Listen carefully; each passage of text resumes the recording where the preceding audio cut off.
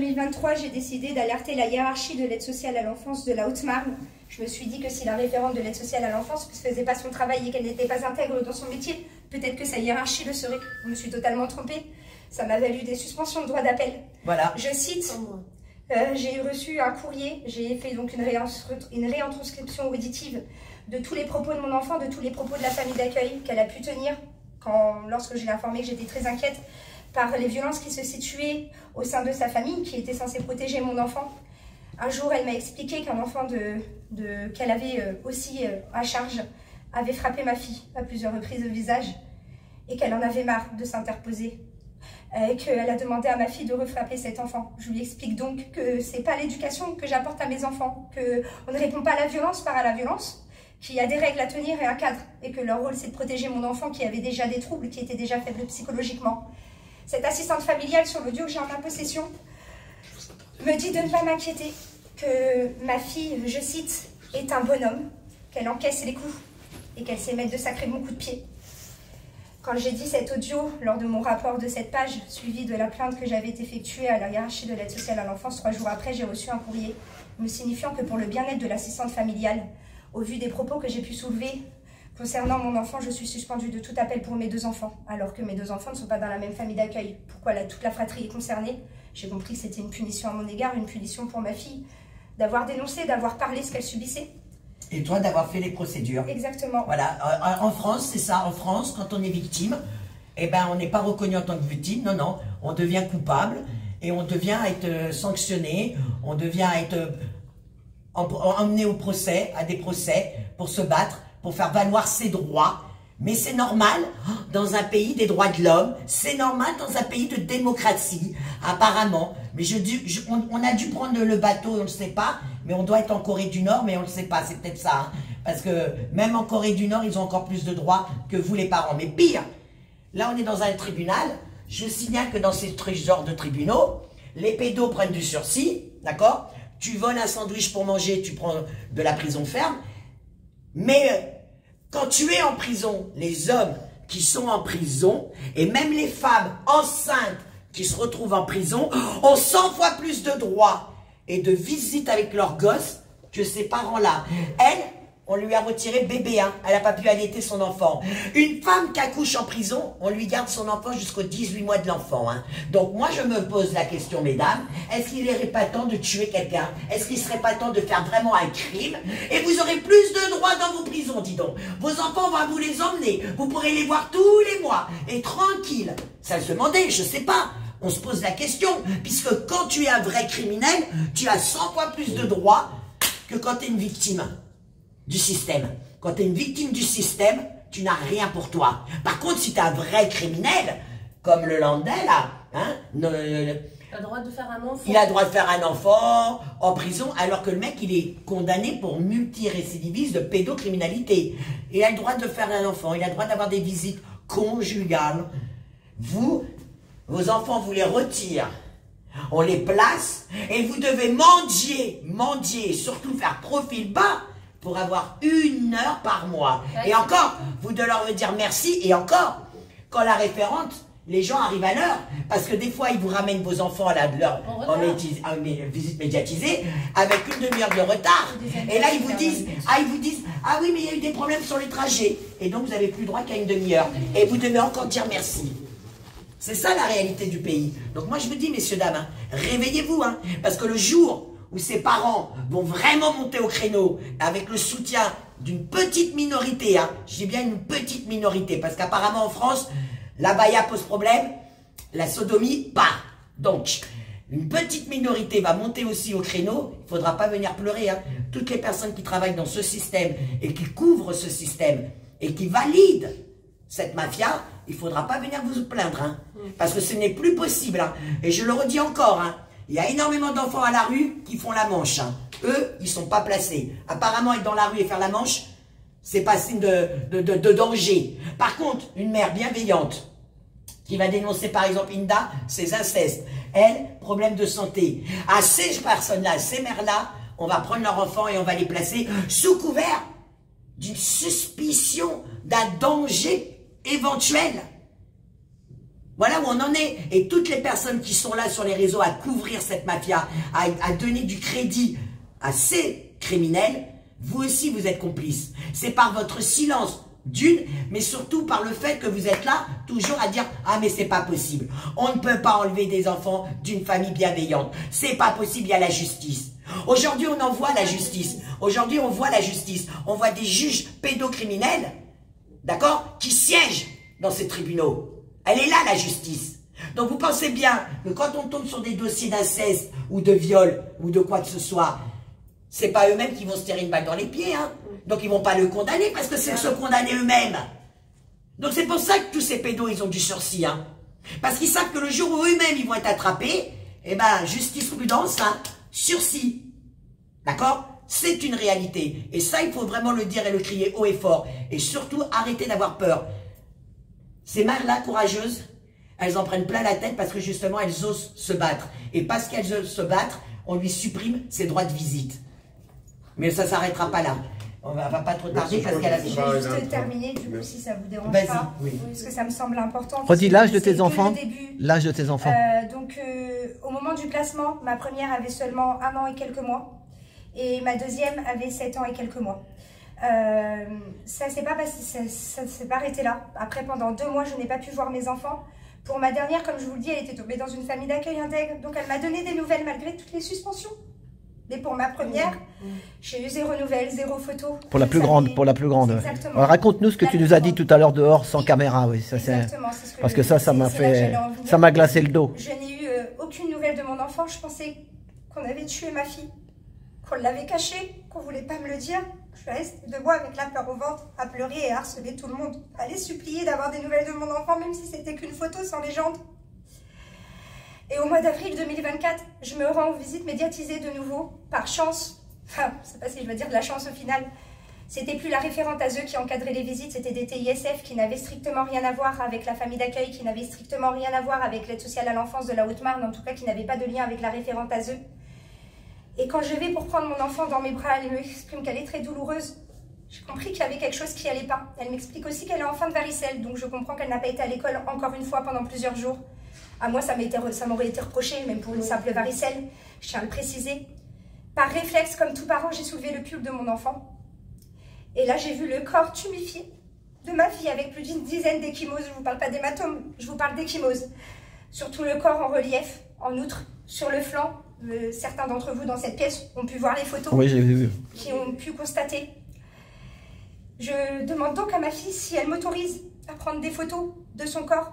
Ce qu'elle accepte bien évidemment, tremblotante de ses jambes, en me suppliant de ne pas prévenir ses assistantes familiaux que j'avais eu connaissance de ces bleus, parce que sinon elle allait être encore punie d'avoir parlé. L'intérieur de ses cuisses était rempli de bleus.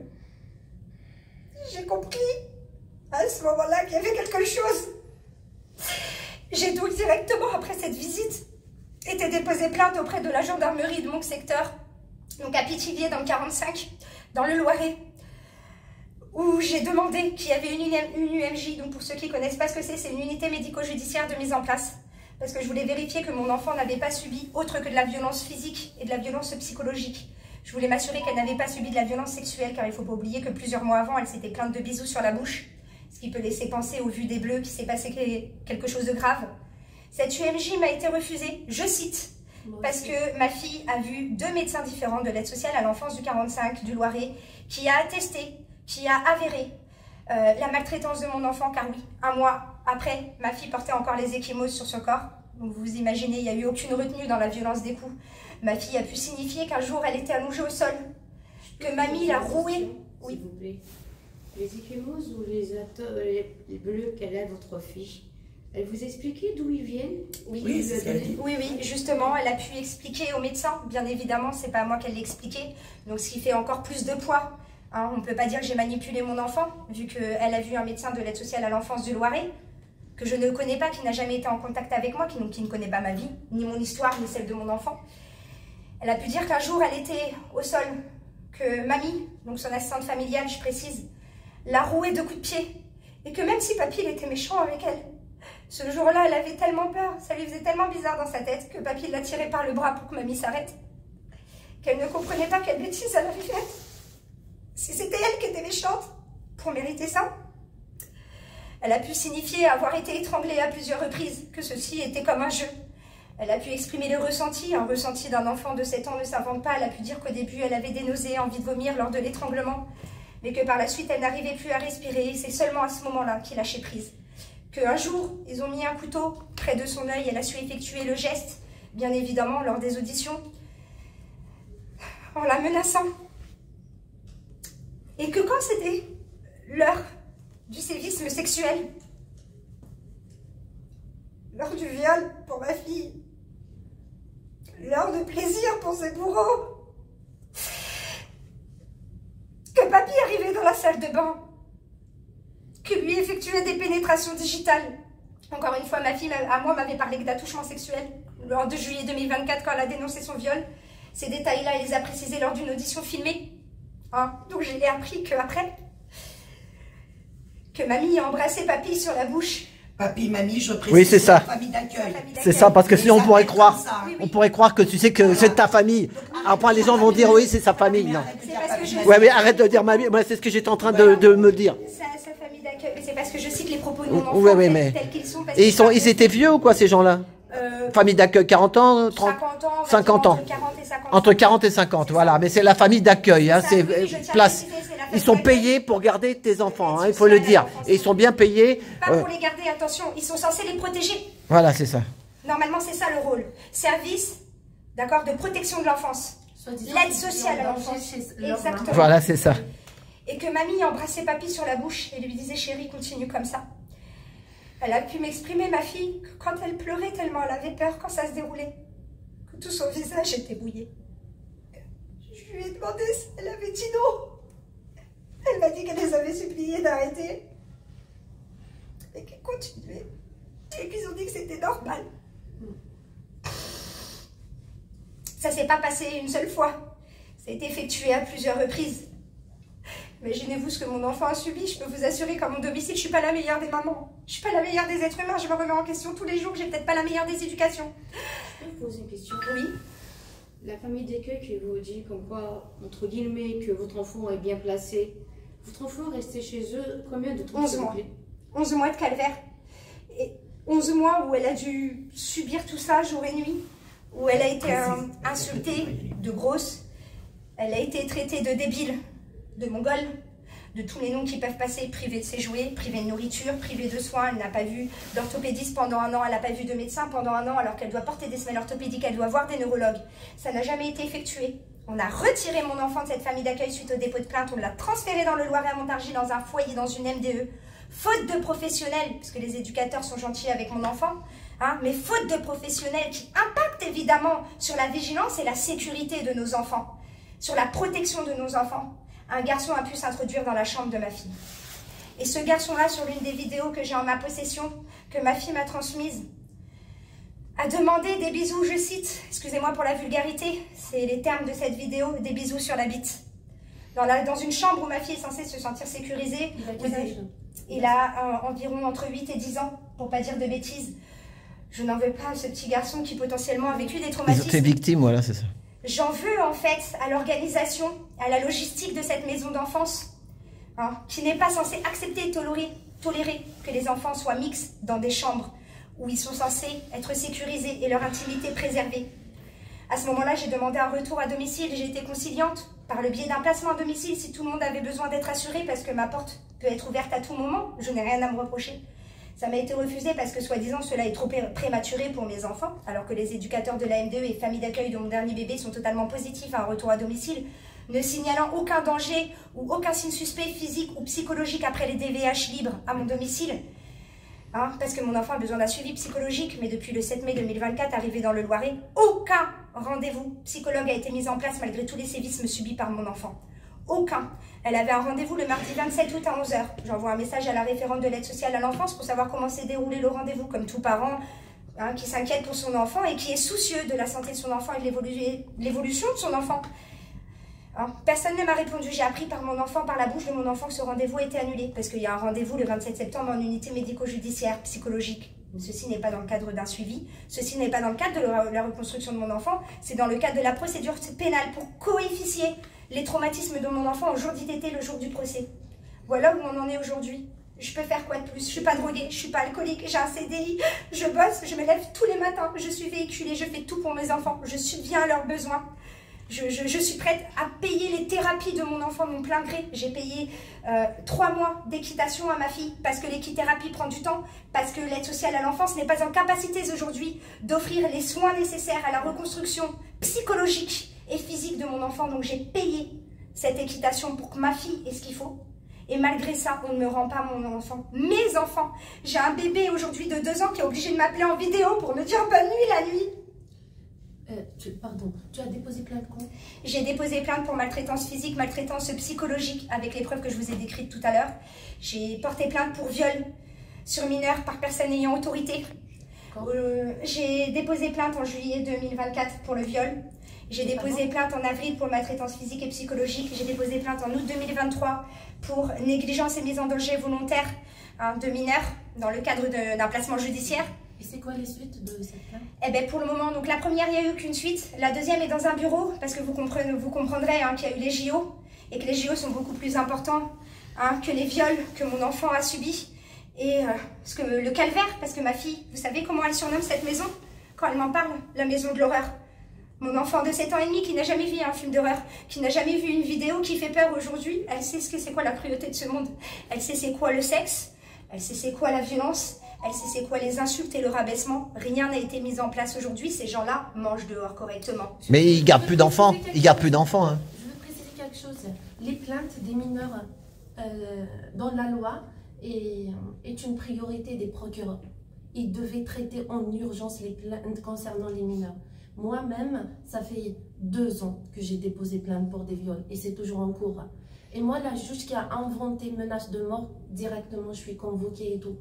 Alors que les plaintes concernant les mineurs est la priorité des procureurs. Mais ils ne font rien pour nos enfants. Moi, je voudrais préciser, les enfants sont placés sous une suspicion de maltraitance. On est bien d'accord? On est bien d'accord. Suspicion de maltraitance. Mais quand vous avez des preuves de la famille d'accueil ou du foyer où il y a des viols, là, il n'y a pas de suspicion. Et là, on ne les retire pas. Donc, sur une simple suspicion, vous me placez des enfants, quand nous avons des preuves, des témoignages de viol dans le foyer ou la famille d'accueil, là, comme par hasard, il n'y a rien, on ne les retire pas. Donc, il y a un problème. Vous voyez bien qu'ils sont là pour détruire nos enfants. Là, on vient de vous donner la preuve que quand, de l'autre côté en face, il y a de la vraie maltraitance, enfants déscolarisés, enfants violés, enfants battus, enfants psychologiquement attaqués. On ne fait rien. Et quand il y a une simple suspicion, on vient les retirer chez les parents. Voilà la France. En tout cas, aujourd'hui, ce que j'ai à dire, il n'y a même pas de suspicion. Il n'y a même pas de suspicion de maltraitance ni de danger. Pour moi, il n'y a même pas cette toi non plus. suspicion. Oui, on est bien d'accord. Il y a une justice inversée toujours. C'est ça. Qu'est-ce que tu pourrais dire, Marie? Moi, aujourd'hui, ce que je veux dire, c'est que pour moi, l'aide sociale à l'enfance de la Haute-Marne, du 52, y compris la référente de l'aide sociale à l'enfance, la hiérarchie qui a été prévenue des sévices que subissait ma fille en début de placement, sont autant coupables que les mises en cause qui ont fait les sévices à ma fille.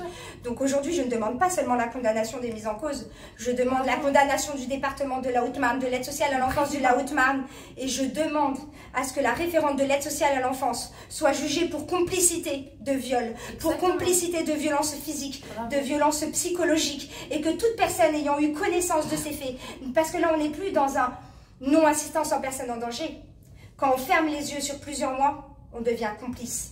Aujourd'hui, cette institution de l'aide sociale à l'enfance est complice des sévices que ma fille a subis. Je suis en deuil. Je suis pas en deuil parce que mon bébé est décédé, mais mon cœur, il est en deuil. Parce qu'on a brisé tous les rêves de ma petite fille. On a brisé son innocence. On lui a tout volé. Aujourd'hui, sur le jugement de juin, il est précisé que ma fille n'a plus de codes sociaux, qu'elle a développé des troubles. Est-ce que vous imaginez ce que c'est pour un enfant de plus savoir ce qu'est le bien et le mal? Pour un enfant de 8 ans qui fait des gestes comme ça, qui tremble en gestes stéréotypes, qui a peur de tout et de rien à la fois, qui est prêt de nouveau à redonner son corps parce qu'elle ne comprend pas que ce n'est pas bien de donner son corps parce que pendant 11 mois, elle a été formatée à subir des sévices en pensant que c'était normal, en pensant qu'elle le méritait, en pensant que c'était elle la mauvaise enfant, que c'était elle la mauvaise fille. Alors moi, ma question aujourd'hui, vous avez soi-disant voulu protéger mes enfants de moi-même. hein, mon bébé que j'aime plus que tout au monde et ma fille que j'aime plus que tout au monde. Mais aujourd'hui, qui en France, qui du gouvernement français, qui de l'État français, qui de l'aide sociale à l'enfant de la France a protégé mes enfants de ces gens, a protégé mes enfants de ces sévices? Personne. Alors moi, si j'ai une dernière chose à dire avant de repartir, c'est à tous pères et mères de France, parce que nous sommes tous pères et mères, nous avons tous un enfant dans notre entourage familial. Pourquoi vous vous indignez pas face à tout ça? Vous vous indignez quand un jeune de notre quartier est tué par un gendarme? Ou quand un gendarme est tué par un de nos jeunes de quartier? Vous êtes indignés? Hein, quand, lors de manifestations, des magasins se font piller, mais vous n'êtes pas indigné que pendant 11 mois, un enfant a été séquestré, parce que pour moi, c'est de la séquestration quand on subit des sévices, a été violé, torturé, bafoué, humilié, insulté. Vous vous indignez pas? Donc vous êtes les premiers à critiquer le gouvernement, vous êtes le premier à critiquer l'État, à critiquer l'inflation, l'augmentation. Mais bizarrement, quand il s'agit de vraiment bouger les choses pour nos enfants, vos futurs enfants, il n'y a plus personne. Moi, je ne vous demande pas de la violence, je ne vous demande pas de casser des choses. Je suis anti-violence. C'est ce que je dénonce, justement, la violence de l'aide sociale à l'enfance. Donc, je veux qu'on reste procédurière, je veux qu'on reste calme, je veux qu'on reste simple. Ce que je vous demande aujourd'hui, c'est de venir nous rejoindre. Peu importe, vous ne pouvez pas vous déplacer. Lancez des lives, faites des vidéos, faites des courriers, dénoncez, sortez du silence. Allez devant les tribunaux. Je peux conclure, s'il vous plaît? Oui.